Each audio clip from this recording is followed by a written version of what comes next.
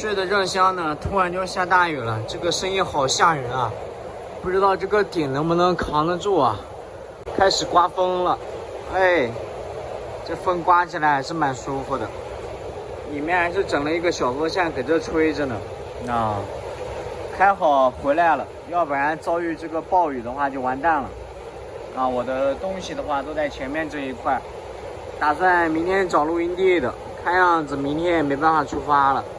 这边虽然说是没有窗户，但是有这个细纱窗，也是阻挡了大部分的雨啊，就很少的一部分才能流得进来，还可以。哎呀，今天晚上睡觉的话是有点困难了。开始淌水了，开始慢慢的往里面淌水了。哎呀，我刚才没仔细看的时候，我以为是血呢，太吓人了，黑黑的。腿的话不知道怎么回事，疼的比较厉害。开始滴水了，这里漏了一点点，应该是上面漏的。中间那一块下雨的时候会漏水，可以明显的感觉到水珠漏了下来啊。到明天早上再出去看一看吧，先躺着休息一会，看看能不能睡得着啊。这雨下的也太大了，房间里面到处都在漏水，根本就睡不着啊。下了好长时间了，看那一块已经进了非常多的水了。我用个桶给门抵住了，因为这个门的话没办法上锁，所以说非常的难整。还有就是那一块不知道是怎么回事，好像是有什么东西抵挡住了。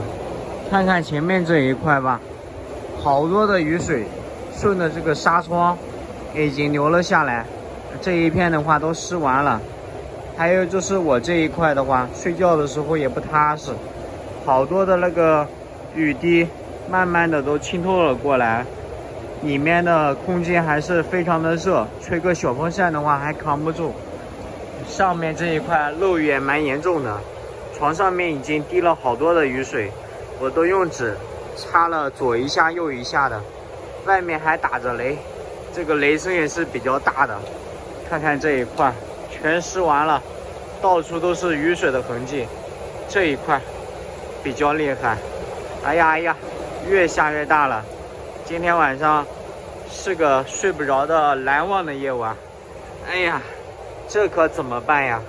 现在能想到的唯一办法就是调个方向，人的话睡这一头，然后这边的话让这个雨水淌到这个上面来就好很多了。顶的上面在漏水，这个房间里面依旧是非常的热，这究竟是为什么呢？我到现在也没有想明白。吹着风扇再躺一躺，看看今天晚上的雨能下多久，会不会停啊？哎呀，看看什么时候能降个温吧。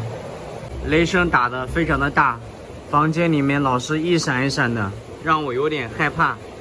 帮这个灯给它打开，哇，居然不亮了，看样子这个灯也是坏掉了。哎呀，果然几块钱买的东西全都是假货。现在的话再找一找，看看还有没有灯了。哎呀，当初买了好多这种灯，想着插在充电宝上面就可以用，没有想到这些全是不靠谱的东西。瞧瞧，里面一大堆的垃圾。哎呀，掏出这个再试一试。哦呀，哇，插的好紧啊！看看这个亮不亮？哎，这个是亮的，还可以给房间里面照一照。这样的话就有许多的安全感了。哇，太厉害了！这个小闪电，可以的。这个雨下的，哇，厉害了！看看这边，全是我的东西。哇！